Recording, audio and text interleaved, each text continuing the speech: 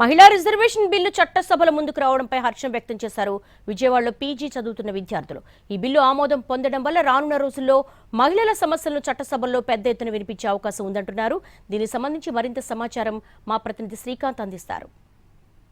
ఇప్పటివరకు ప్రతిపాదనలకు మాత్రమే పరిమితమైనటువంటి మహిళా రిజర్వేషన్ బిల్లు ఎట్టకేలకు ఈసారి చారిత్రాత్మక రోజుల్లో ఆమోదమైన పరిస్థితి కూడా. ఈ నేపథ్యంలో 33% రిజర్వేషన్లు అయితే అన్ని ఎన్నికలకు సంబంధించి కూడా ఈసారి మహిళలు కూడా భాగస్వామ్యం కాబోతా ఉన్నారు. ఈ నేపథ్యంలో విజయవాడలో ప్రస్తుతం మనం ఉన్నాం. లయోలా కళాశాలకు సంబంధించిన MBA పీజీ చదువుతున్నటువంటి విద్యార్థులు కూడా ఉన్నారు మహిళలు. వాళ్ళు ఎట్లా అంటే ఇప్పటి వరకు కూడా దేశంలో అనేక పర్యాయాలు ఇదే విధంగా బిల్లు ప్రతిపాదనలు వచ్చినప్పటికీ కూడా ఈసారి మాత్రం ఖచ్చితంగా కేంద్ర ప్రభుత్వం దాన్ని ఆమోదించే వరకు పట్టుబట్టింది. పూర్తి స్థాయిలో అన్ని పక్షాల మద్దతుతో కూడా ఈ బిల్లు ఆమోదం పొందిన నేపథ్యం వాటి ఫలాలు ఎలా ఉండబోతున్నాయి అనే ఆలోచనలు ఒకసారి అడిగి తెలుసుకున్నాం.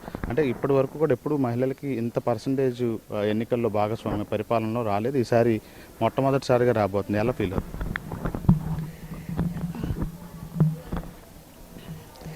We are happy that అది ఎందుకు అంటే అది మహిళలు దేశాభివృద్ధి అవుతుంది, సామాజిక మార్పు చెందుతుంది. అలానే దేశంలో 33% రిజర్వేషన్ పెరగడం వల్ల చాలామంది మమ్మల్ని రిప్రజెంట్ చేస్తారు. అక్కడ ఉమెన్ ఎంపవర్మెంట్ అనేది పెరుగుతుంది కాబట్టి వాళ్ళు మమ్మల్ని రిప్రజెంట్ చేస్తూ ఇంట్లో ఎలాంటి సమస్యలు ఉమెన్స్ అయితే ఎదుర్కొంటారో అవి అక్కడ రిప్రజెంట్ చేసే ఉద్యోగం కానీ, హెల్త్ కానీ, సేఫ్టీ కానీ అవన్నీ కూడా వాళ్ళు అక్కడ పరిగణించి మా తరపున వాళ్ళు మాట్లాడతారు.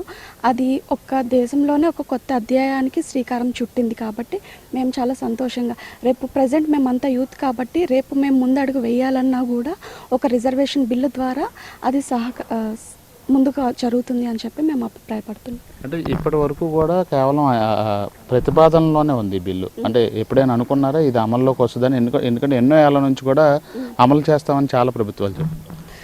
ఇది జరుగుతుంది అని చెప్పి మేము ఇంత త్వరగా జరుగుతుంది అని అనుకోలేదు. ఎందుకంటే ఉమెన్ అనేసరికి ఎప్పుడు కూడా లేట్గానే అవుతుంది. బట్ ఈసారి 2029 ఎలక్షన్స్కి అది జరుగుతుంది అని చెప్పి జరుగుతుంది అమల్లోకి వచ్చేస్తుంది అని చెప్పి ప్రామిస్ చేశారు. కాబట్టి అది మేము ఈ గవర్నమెంట్ని అభినందిస్తున్నాం.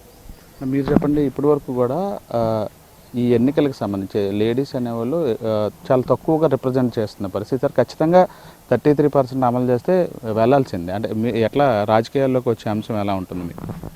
అంటే ఎక్కువ యంగ్స్టర్స్కి అవకాశం ఉంటుంది. ఇది ఒక హిస్టారిక్ మూమెంట్ మాట ఉమెన్ జనరేషన్కి. ఇది ఒక హిస్టారిక్ మూమెంట్. మళ్ళీ ఇన్స్పిరేషన్ ఇచ్చేది చాలామంది యూత్ ఫీమేల్ జనరేషన్కి. ఎందుకంటే దీనివల్ల ఏంటంటే ఫీమేల్ జనరేషన్ వాళ్ళకి ఒకటి వచ్చేది ఇంప్లిమెంట్ చేయడానికి వాళ్ళు కూడా పాలిటిక్స్లో వెళ్ళి వాళ్ళ ప్రాబ్లమ్స్ సాల్వ్ చేసి, ఎందుకంటే హౌస్ హోల్డ్లోనే డిసిషన్స్ తీసుకోకుండా పార్లమెంట్లో వాళ్ళు ఇంకా తీసుకుని ఇంకా ఇంప్లిమెంట్ చేసి మన ఎకానమీని ఇంకా ఫాస్ట్గా డెవలప్ చేయడానికి వాళ్ళు చాలా హెల్ప్ చేస్తారు సార్ దీనివల్ల. సో ఇది చాలా ఇంపార్టెంట్ ఇప్పుడు. ఎందుకంటే ఉమెన్ ఇండిపెండెంట్గా ఉంటున్నారు. సో మోస్ట్లీ డిపెండెంట్ అవ్వకుండా ఇండిపెండెంట్గా ఉండి వాళ్ళు